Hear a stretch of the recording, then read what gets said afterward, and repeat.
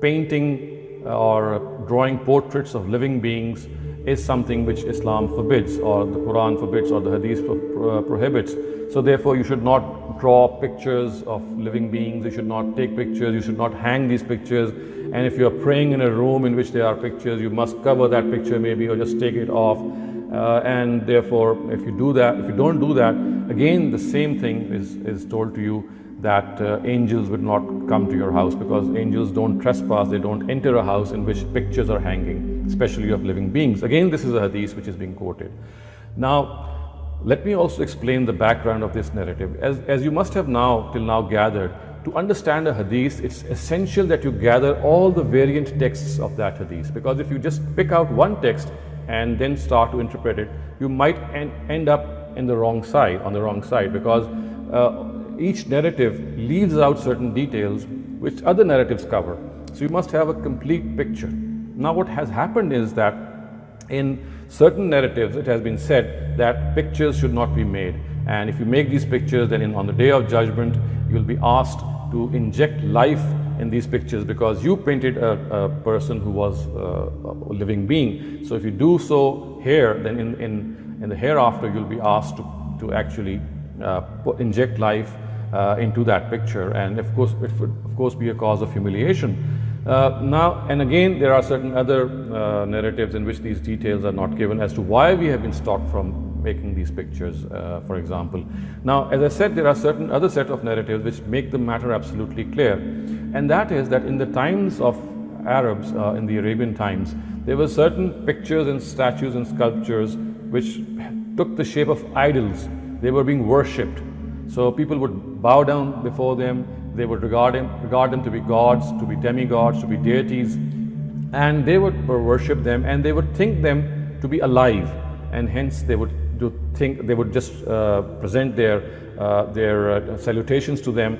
They would pray before them, they would ask for their prayers to be fulfilled before them. Now, another class of narratives, another class of hadith tells us that the Prophet was actually pointing towards such pictures which people worship or used to worship in those times that are being forbidden. So the words in Arabic are hazihi sur or tilka sur, which means such kind of pictures, these kind of pictures. So not all pictures, not all portraits, but pictures and portraits which you used to worship, they should not be allowed, and you must not make such pictures, you must not make such idols. This is what the Prophet was telling us. Unfortunately, because of this the context eluded many of our scholars, and they thought that the prohibition of pictures is for all time, for every type of picture, without realizing that the prohibition was only for those pictures which were treated as gods or semi-gods or lesser gods who would actually be intercessors to the great God. So it is here that we need to understand that the prohibition is of paintings or pictures which might be presented to you has no basis at all. You can take pictures, you can draw pictures of living beings, you can paste them on the walls, you can do anything with them, of course as long as they are not vulgar, because that's another thing that we must always be very careful of.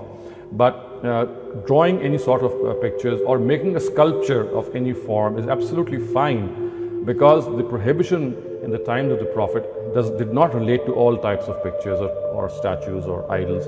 It actually related to those which were worshipped. So we had the pictures of Abraham and Ishmael being hung from the Kaaba. Of course, they were imaginary pictures. No one knew what Abraham looked like or Ishmael looked like, but they would make these imaginary pictures and hang them from the Kaaba.